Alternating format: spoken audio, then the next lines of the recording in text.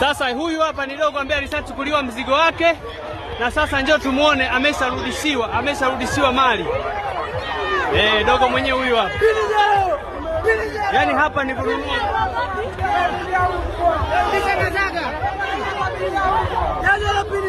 Na biashara imeshakuwa freshi sasa. Mambo yanaendelea jero pini hizi hapa zinauzwa.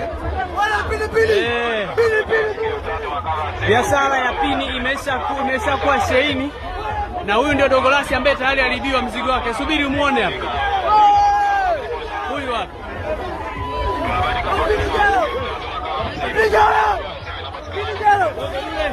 Dogo huyu hapo mwenye shati nyekundu aliibiwa mzigo na mzigo umerudishwa. Huyu hapa. Wewe dogo aliibiwa mzigo na mzigo umerudishwa. Na mwamba aliyekuwa ameiba mzigo ameshachukua kichapo cha kufa mtu.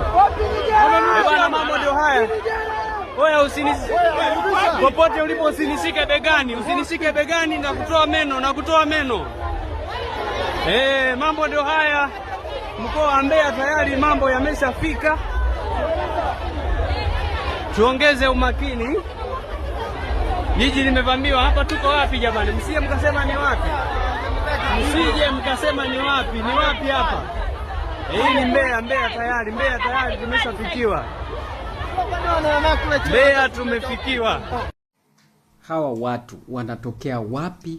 Wametumwa na nani? Kusudi lao ni lipi? Na nini ambacho wanaamua kukifanya? Yaani kitu gani ambacho kinawapelekea wanafanya hii? Inaweza ikasema kwa namna moja ama nyingine kinawasababisha wao kuingia katika, yani hata wao wana mazingira za wanaume. Sasa hivi tumekamata mtu ameiba mali ya wanaume yule. Tukio limetokea Mtambo Street. Jamaa walikuwa wanaendelea na shughuli zao. Huyu jamaa ambaye nimemkuta tukio, ambayo sehemu zake za siri zimeyeyuka, alikuwa anaendelea na shughuli zake. Sasa jamaa akaja kama akamuomba change.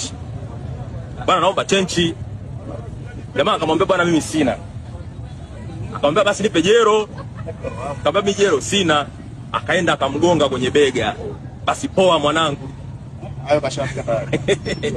Kusema poa, jamaa akaanza kuvibrate kama akawa amepagawa sasa.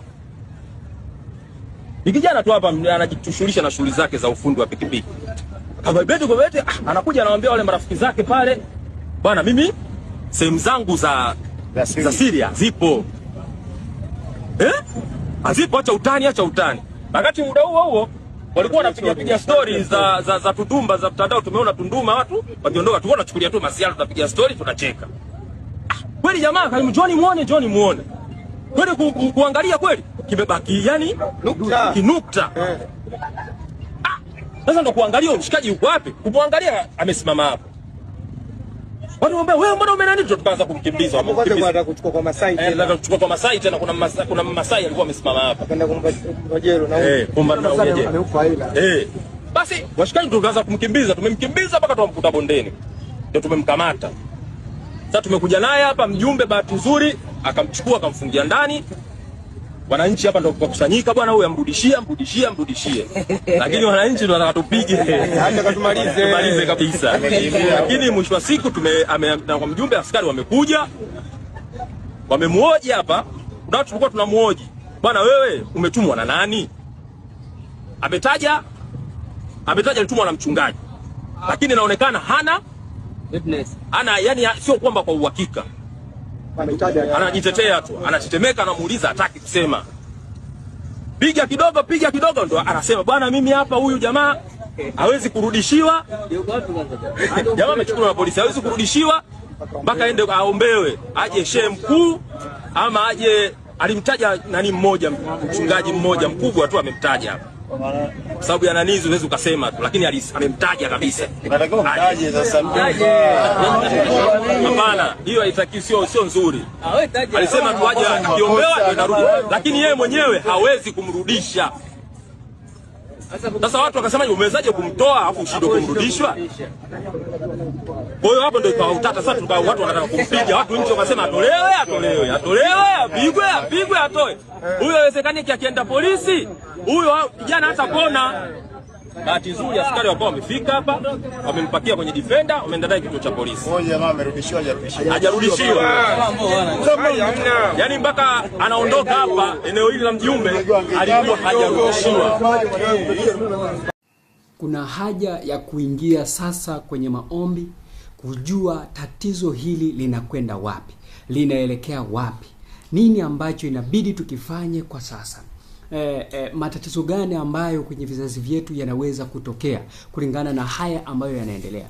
Tunajua fika kwamba tayari watu nyeti zao wanaondolewa au wanachukuliwa kwa namna moja ama nyingine, zinakwenda kutumika kwenye mambo ya ajabu. Imesemekana kuwa mmoja kati ya wachungaji wanafanya hivyo ili mradi wakaende wakaombewe, au tunaita watu fulani ambao ni waganga ambao wanasababisha hivyo kuchukua nyeti za watu. Sikilizeni niwaambieni kitu kimoja. Mungu anatusaidia kutoka katika hii tatizo. Hili janga ni taifa zima. Limetokea Kongo, limefika Zambia, sasa hivi limeingia Tunduma kupitia boda. Na sasa limekuja mpaka Dar es Salaam. Litakwenda mpaka mikoa yote. Inabidi tuwe makini sana. Lengo kuu ni kuendelea kufanya maombi. Wewe unapotoka nyumbani hakikisha unamuomba Mungu akusaidie sana. Licha ya kwamba tayari zimeshatokea kuwa na dawa mbalimbali ambazo zinaonekana kuwa ndio zinasaidia watu kutoka katika hiyo hali, lakini inabidi uendelee kufanya maombi, uwe mtu anashinda na zaidi ya kushinda. Na sisi pia tunapaswa tushinde, kwa sababu Mungu wetu ni moto ulao. Na anatushindia. Tupitapo katika moto hautatuunguza, wala tupitapo katika shida yoyote hatutaweza kuangamia. Mungu na akubariki sana.